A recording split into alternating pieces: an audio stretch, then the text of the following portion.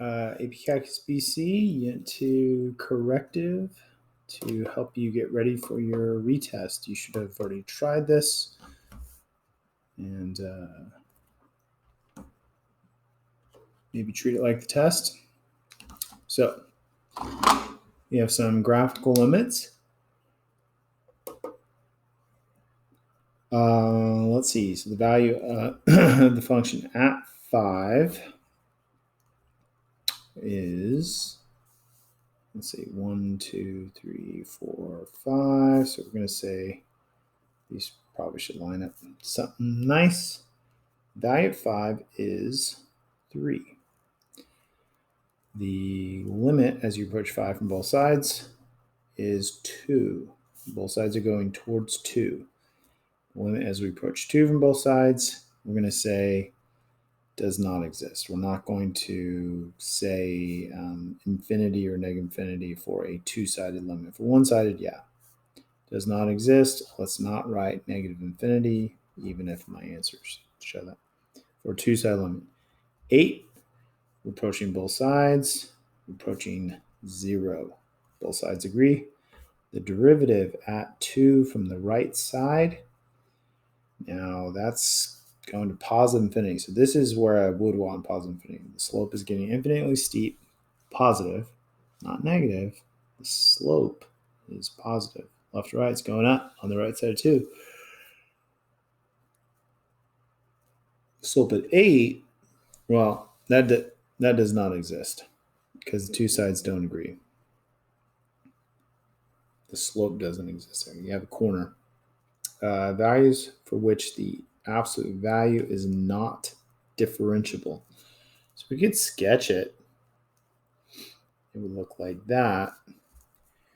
Not differentiable means any place that's not continuous, but also any place where you have a corner or cusp. So that's going to be at x equals 1, 2, 3, 5, 6, and 8. Are all locations where the function is not differentiable because it's not continuous, or because it doesn't exist, or because the slopes don't agree. Values of x equals 0 for which the value as x approaches that value does not exist. So that'd be anywhere where the limit doesn't exist. So that would be x equals 2. Doesn't exist there. It does exist at 5. It does exist at corners. Doesn't exist at 6. So there you go. Sketching and derivative graph. I would say, okay, well, that looks like a vertical tangent, horizontal on the left, horizontal on the right, horizontal on both sides. So the horizontal tangents are 0 slopes. And on the edges, we're going to put open dots. And anywhere where both sides don't agree, it's going to be open dot. 3 is going to be open dots. 5 is going to be a solid dot because it is the same on both sides. So I get those first. And then maybe some vertical asymptotes at 1. The slope goes to infinitely steep on both sides. At 6, there's an actual vertical asymptote, so the slope's going to blow up. So over here, it's going from 0. It's going positive. So something like that. Excuse me. Here, it's a negative slope. So it's getting super negative steep as you get close to 1 on the right side. 5, it's getting super positive steep. On the right side of 6, it's getting that, and it doesn't quite look like it actually goes to a flat spot, so I could kind of imagine it's like a horizontal asymptote there. There's a line here, it's up 2 over 1, so we need to, and it's positive, so it's going to be open dots because both sides aren't smooth. From 2 to 3. Okay, and then there is some sort of this is all negative slopes. So I don't know, maybe it's negative, I don't know, I'd say probably at least -4. So we might put like a dot down here, and it's going to go 0. So maybe something like that. That shouldn't be there. Or, yeah, that shouldn't be there. Okay. So that looks pretty good. We're going to have some algebraic limits. So we could always just try plugging it in first. 2 minus 8 is -6. It's a continuous function, so that's the answer. Limit as x approaches 3 or 5. Well, 5 stays 5. 12, you plug negative a in, you're going to get negative a cubed plus a cubed. Negative a plus a is going to give you 0 over 0. So it's indeterminate form, but we're not doing L'Hopital's rule here. Or I guess we might try L'Hopital's rule also. But we try and factor out the whole.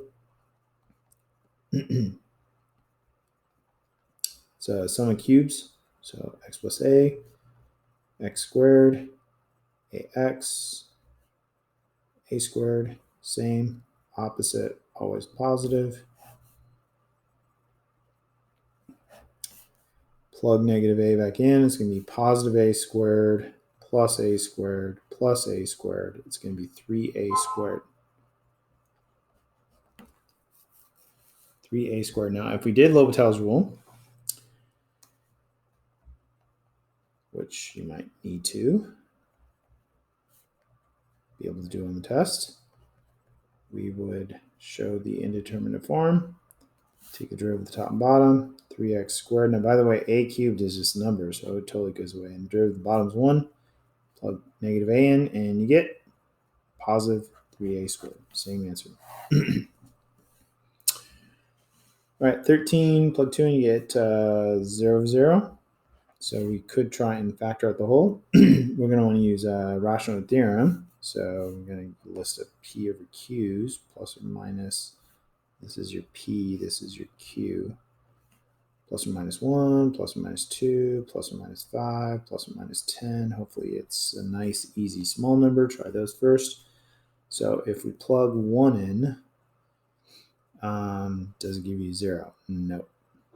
If we plug, well, actually, we don't even need to do this. We already know the root. It's 2. That's the thing that makes it 0. I don't know. I'm doing all this extra work. Positive 2 is the root. So 1, 0, 1, negative 10. 1, 2, add, multiply, add. You should get a 0 at the end. So what we get is we get the limit as x approaches 2 of x minus 2, and then x squared plus 2x plus 5. And we don't need a factor anymore because we've gotten rid of the whole. That's the only reason we're doing that. So we plug 2 back in, we get 4 plus 4 is 8 plus 5 is 13. L'Hopital's rule, you would get, take a derivative of the top and bottom, 3x squared plus 1 over 1. If you plug 2 into that, you get 13.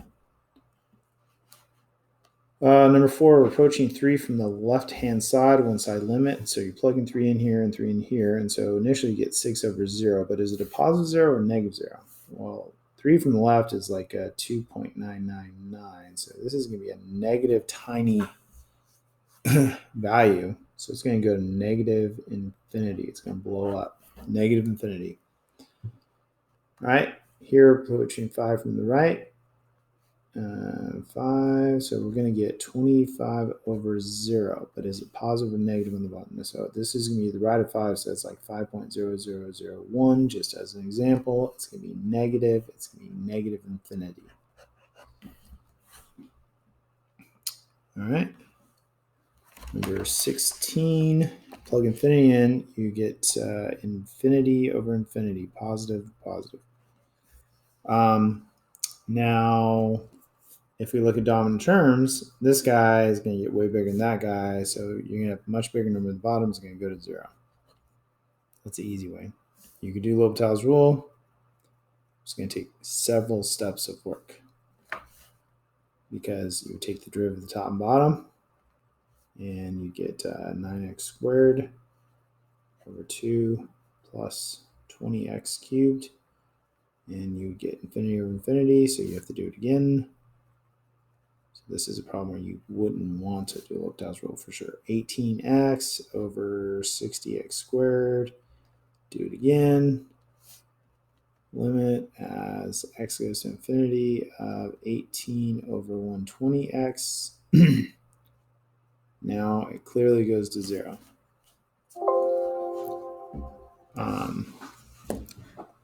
Let's see.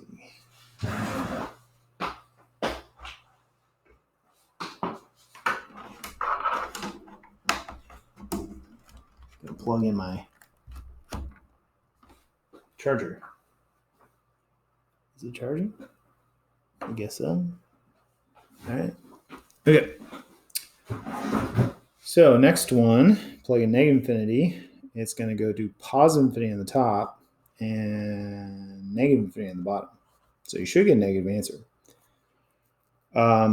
Because the negative gets raised to the fourth and you square it is positive here. The negative gets squared, it's positive, but there's still this extra negative here. So in this case, this is the dominant term. That's going to be x squared square root of a.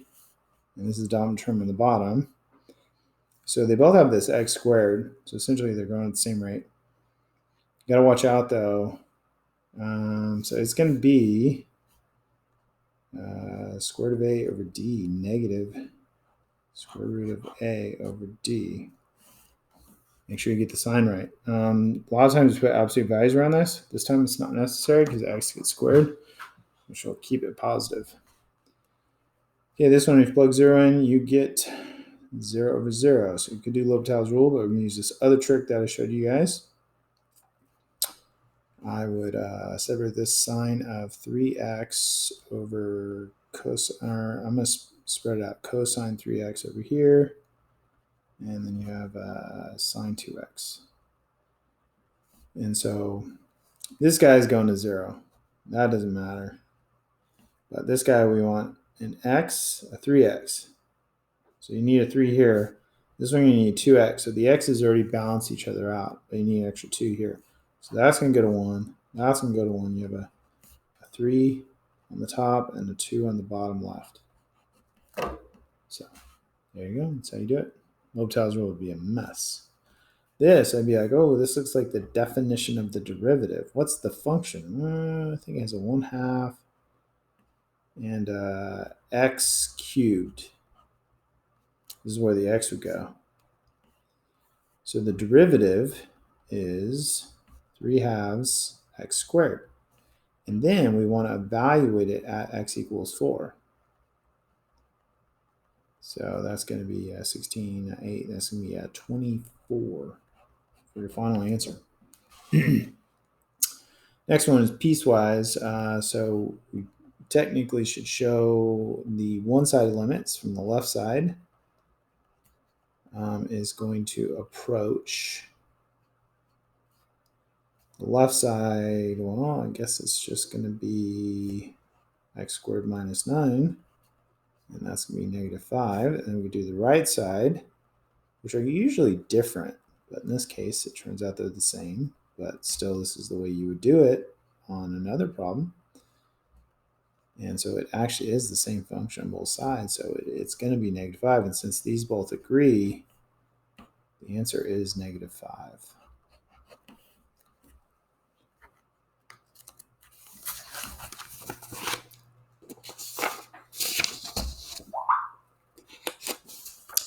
So on to the back.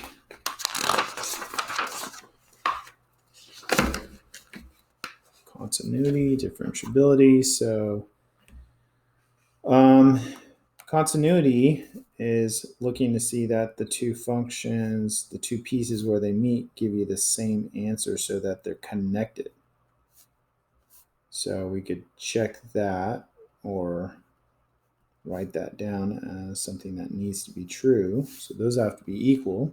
So that's one of your relationships, that m plus b equals 2m. And then differentiability, derivatives have to be equal. So I'm going to take the derivative piecewise first, 2x plus 1 for x greater than 1, and m for x less than 1.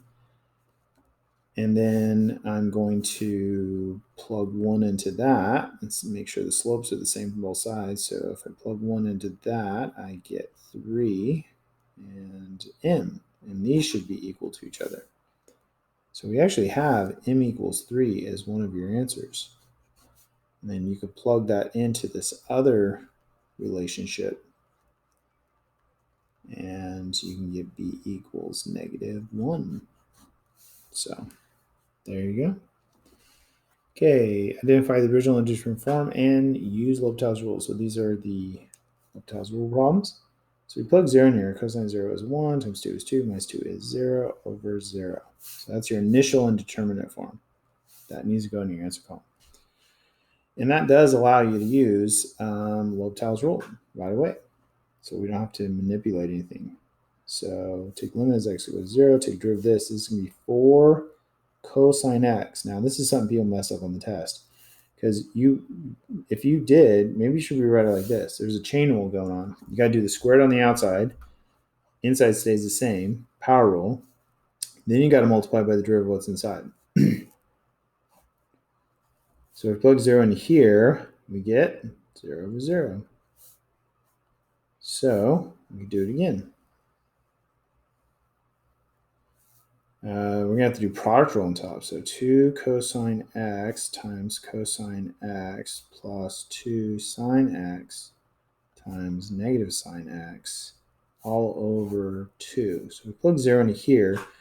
You're going to get 2 times 1 plus 2 times 0 times negative 0 over 2. The answer is 1. Ooh, no, that's not what I have. Let's see, is that the answer?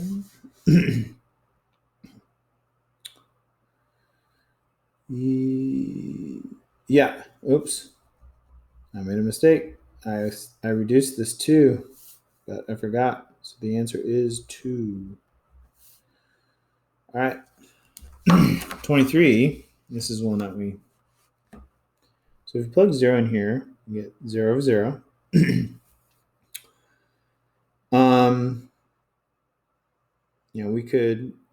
We could rewrite this as sine 4x over cosine 4x. So we could do that little trick we were doing on the front.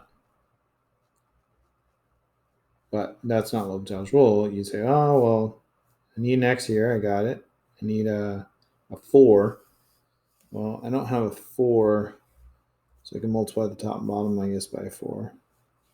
So now I have my 4x. And that's going to be 1, but I have a 4 left over and a 5 left over, and then a cosine of 0 is 1, so the answer is going to be 4/5. Now, with L'Hopital's rule, I'd probably leave the tangent there, because I don't really want to do quotient rule. Derivative tangent is secant squared. Leave the inside the same. Take derivative of what's inside, chain rule, over 5. So this is the same thing as 4 over 5 cosine squared 4x. So if you plug 0 in here, cosine of 0 is 1, squared is 1, times 5 is 5. You're going to get 4/5. So that'd be L'Hopital's rule. 24. If you plug 0 in, you get square root of 16 is 4, minus 4 is 0, minus 0 over 8 is 0 over 0. So L'Hopital's rule, we're going to take the derivative of the top and the bottom. I'm going to think of this as a 1/2 power. So it's going to be 1/2 16 plus x to the negative 1/2. The derivative of negative 4 is 0, minus 1/8 over 8x. If we plug 0 in here, square root of 16 is 4. It's in the denominator times 2 is 8. 1/8 minus 1/8 is 0 over 0. So I guess we get to do it again. So now it's going to be negative 1/4. 16 plus x, the negative 3/2. over 8. Now, if you want, you could rewrite this a little nicer. It is kind of gross. And you could say, well, this is negative 1 over 32 16 plus x to the positive 3 halves. Something like that. Plug 0 in here. 16 3 halves, 16 1 half is 4. Cubed is 64. So that looks like an ugly number. This is going to be 64 times 32. 32 times 64. 8, 12, 0, 12, 8, 4, 20, negative 1 over 20, 48.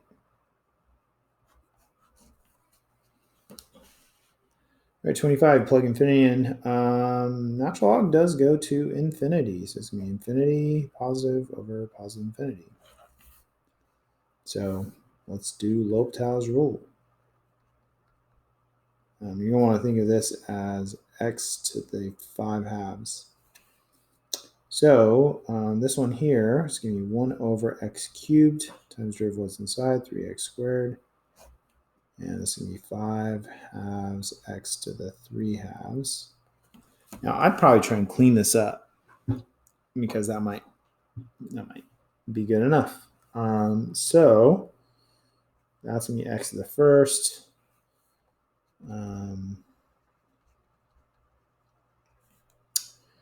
You're going to flip this, multiply by the reciprocal. Right? So it's going to be a 6 on top. And you have an x to the first over 5, x to the 5 halves. Now, if you plug infinity in here, you're going to get 0. So that's what I would do.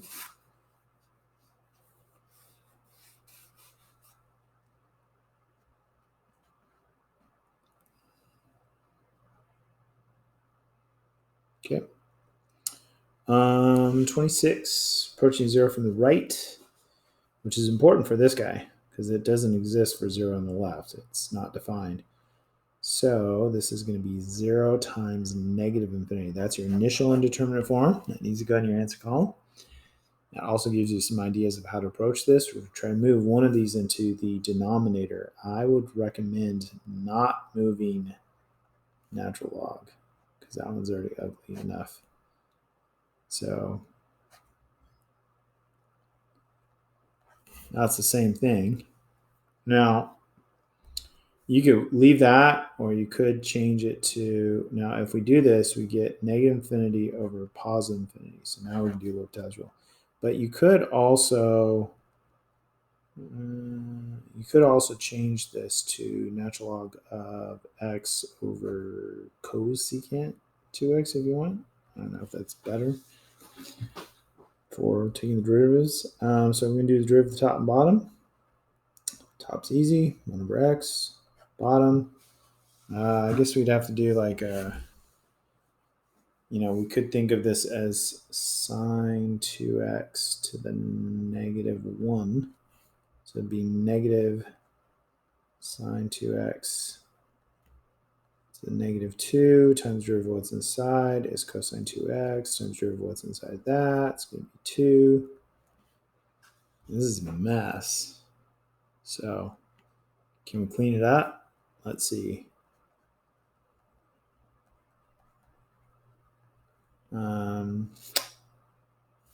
These are negative exponents, so they would end up down here.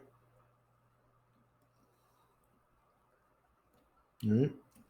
So negative sine squared 2x over, all this would be in the bottom, 2x cosine 2x. Yeah? So if you plug 0 in here, you're getting 0 over 0 again. So you have to do L'Hopital's rule again. It's going to be a negative sine 2x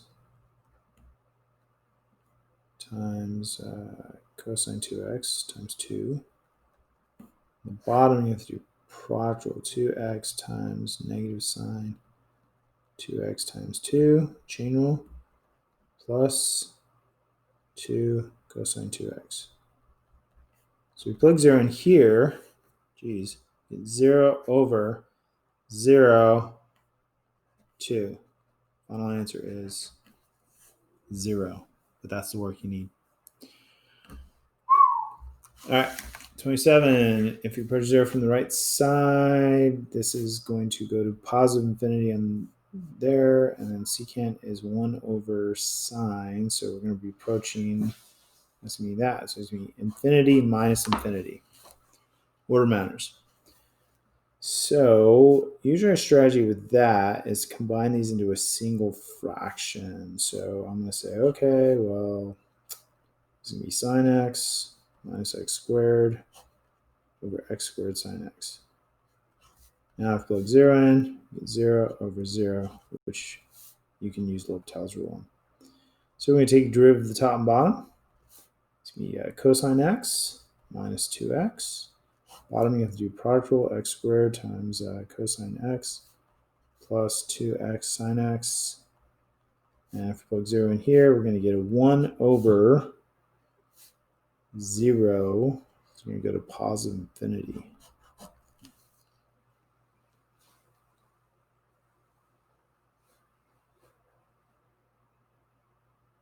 Okay.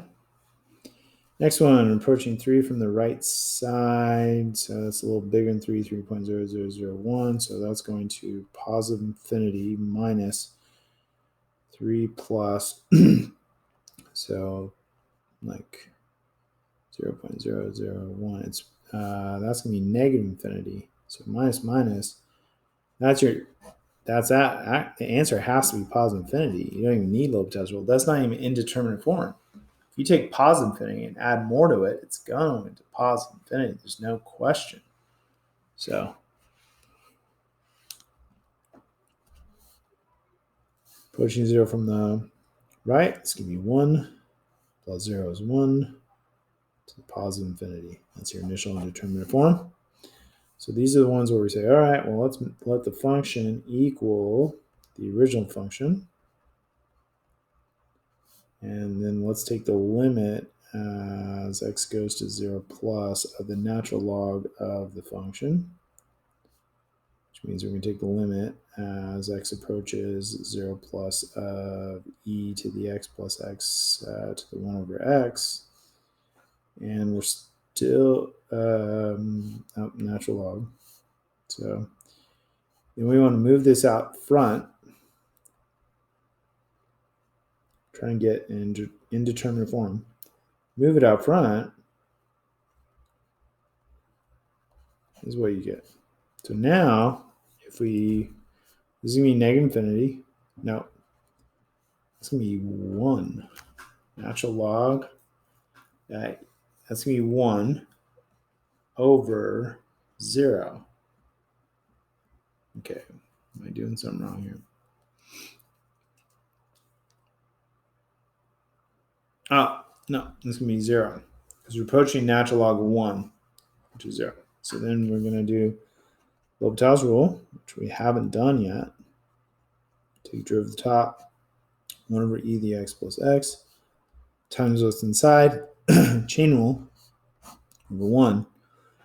So that's going to be e of 0 is 1, plus 1 is 2 over 1. So it's 2, but you need to re-exponentiate it.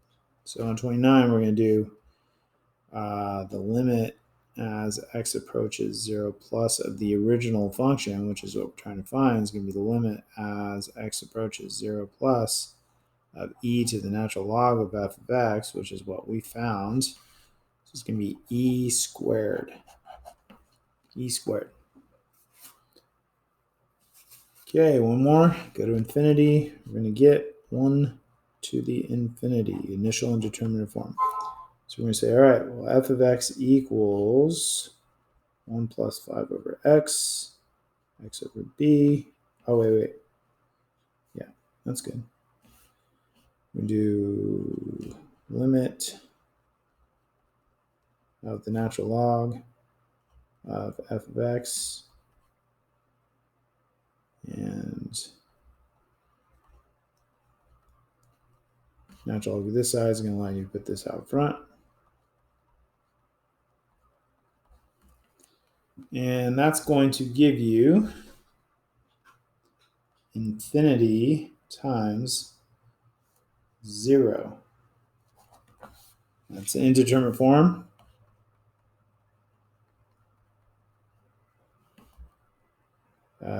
Still got to mix something up. Now, I personally leave the 1 over b out front.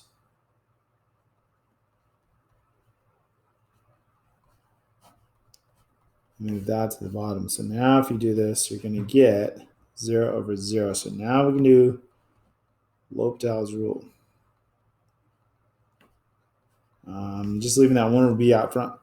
So it's going to be 1 over 1 plus 5 over x times derivative what's inside is going to be negative 5 over x squared all over negative 1 over x squared. Then we could clean this up. The negatives cancel, the x squareds cancel. So really just, if I just rewrite it, just so it's a little nicer, negatives are gone, x squareds are gone.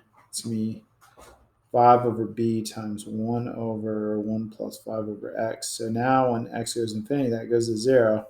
And your answer is going to be 5 over b. But that's not your final answer, because we still need to take the limit of the original function. And what we found was the limit of the natural log of the original function. So it's going to be e to the 5 over b. E to the 5 over b. So there you go. Hopefully you're more ready for your retest.